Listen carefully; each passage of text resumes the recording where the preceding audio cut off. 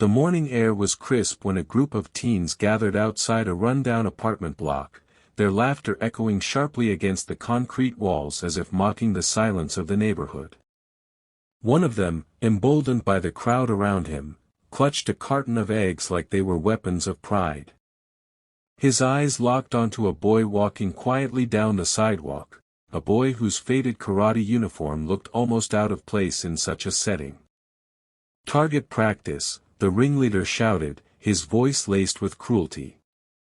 With a swift throw, the egg arced through the air and smashed against the boy's chest, the yolk spreading across the cloth, seeping into the patches that had been sewn and re-sewn countless times.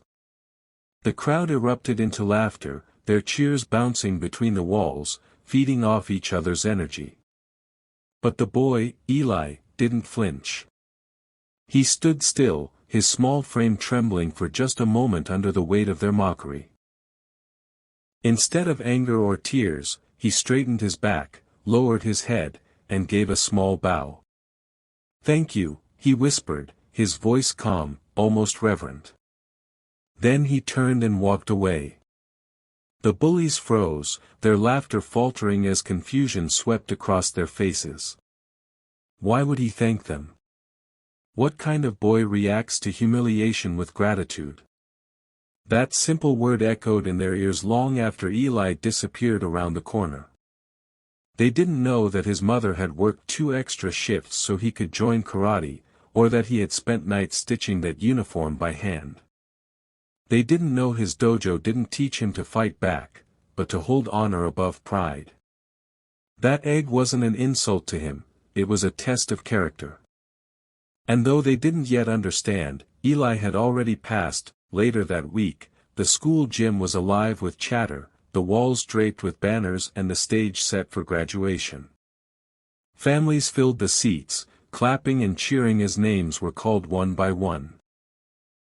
In the middle of the crowd sat Eli, still in his worn but carefully cleaned karate uniform, his mother at his side with tired hands folded tightly in her lap. She looked both nervous and proud, her eyes shining with a hope only a parent who has sacrificed everything could understand. When Eli's name was called, the gym hushed for a moment before erupting into applause.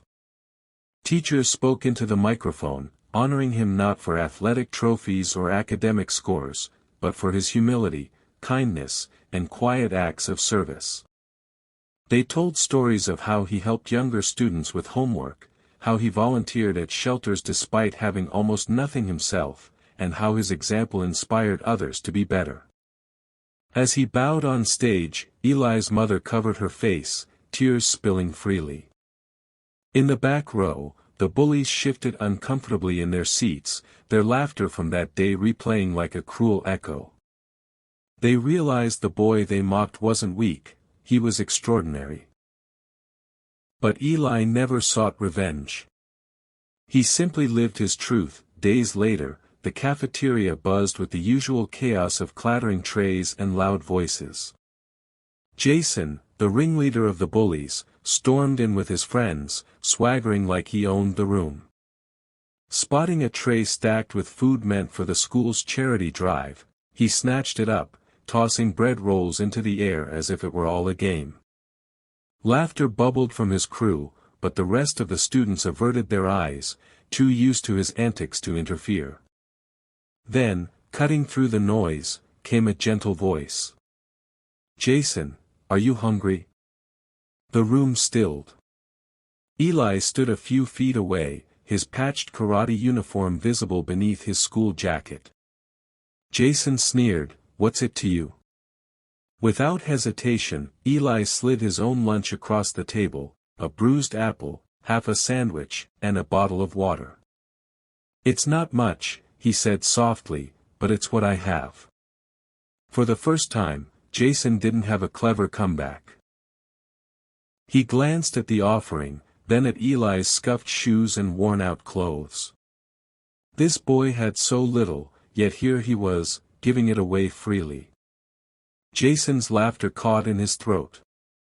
For the first time, he wasn't the one in control. He was the one being seen. Weeks melted into months, and something in Jason began to shift. The weight of that moment in the cafeteria, the boy with nothing offering him everything, stayed with him like a stone in his pocket. Slowly, the swagger that once defined him started to fade. One Saturday morning, while Eli stacked boxes of canned goods at the local shelter, he looked up to see Jason standing awkwardly in the doorway. No words were exchanged, Eli simply handed him a box and nodded. Side by side, they worked in silence, lifting crates, serving meals, sweeping floors. People in the community noticed. Whispers followed, "Isn't that the bully?" But Eli only smiled and answered, "He's my teammate now." Jason found himself laughing again, but it wasn't the mocking laugh he once knew, it was lighter, freer, almost childlike. Each small act of service stitched together a piece of the boy he could have been all along. For Jason, this wasn't punishment. It was redemption. And in Eli's quiet, forgiving presence, he discovered something he had never felt in all his years of trying to look tough: belonging. Forgiveness wasn't a weakness. It was the strongest force he had ever encountered. 1 year later, the gym once again filled with voices, banners fluttering overhead for the school's annual community celebration. Families packed the seats, clapping as students and volunteers were recognized for their service.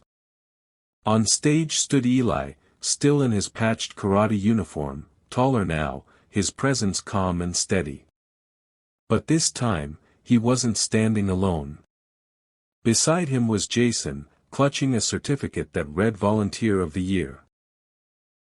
The crowd gasped, then erupted in applause, their cheers shaking the walls. Jason's eyes glistened as he stepped up to the microphone, his voice trembling. "Last year, I threw an egg at this boy. I thought I was showing strength, but today I stand beside him because he showed me what real strength is. He gave me something I never deserved, a second chance." Gasps softened into tears, and the applause grew louder. Eli bowed, not to the crowd, but toward Jason with a quiet smile of respect.